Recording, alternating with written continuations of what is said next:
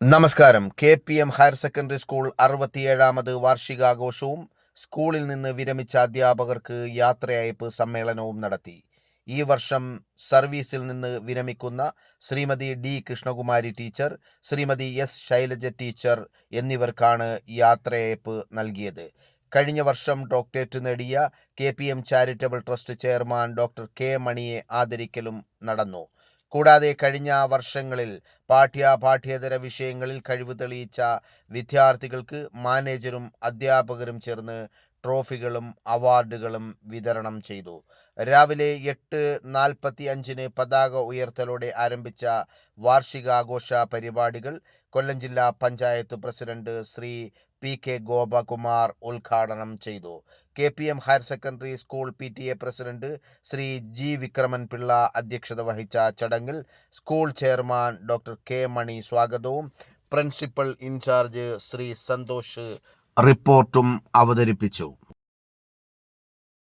Photo അനാച്ഛാദനവും പ്രതിഭകളെ ആദരിക്കലും സമ്മാനദാനവും ചടയമംഗലം ബ്ലോക്ക് പഞ്ചായത്ത് ക്ഷേമകാര്യ ചെയർപേഴ്സൺ അഡ്വക്കേറ്റ് R. ജയന്തി ദേവിയും KPM charitable trust director Shri K.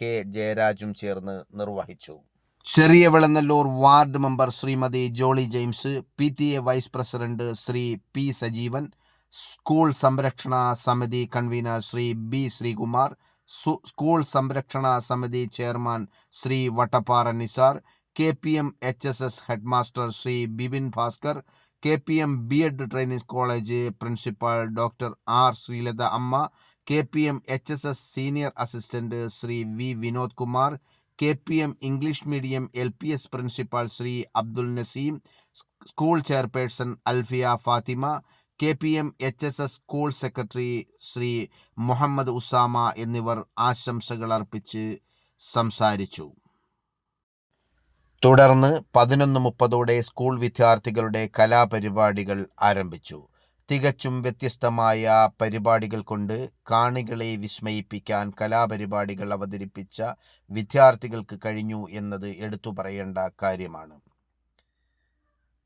മദ്യത്തിനും മയക്കുമരുന്നിനും അടിമയാകുന്ന പുതിയ തലമുറയിലെ കുട്ടികളെ ബോധവൽക്കരിക്കുക എന്ന ഉദ്ദേശത്തോടെ വളരെ മനോഹരമായി സമകാലിക സംഭവങ്ങൾ കോർത്തിണക്കി അവതരിപ്പിച്ച സ്കിറ്റിന് സദസ്സിന്റെ മുഴുവൻ കയ്യടിയും ഏറ്റുവാങ്ങാൻ കഴിഞ്ഞു.